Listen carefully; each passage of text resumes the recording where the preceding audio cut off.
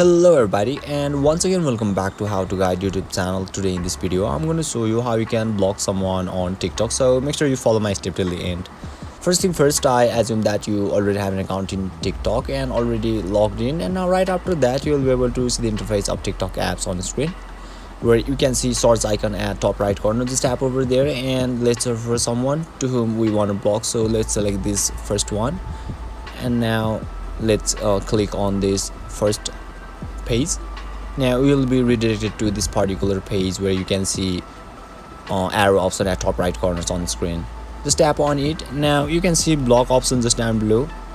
Just tap over there and now confirm the block, and you will be able to block someone or particular account successfully. So basically this is how you can block someone or particular person on TikTok. And if you still encounter any issue during this process, feel free to leave a comment and I'll be happy to assist you.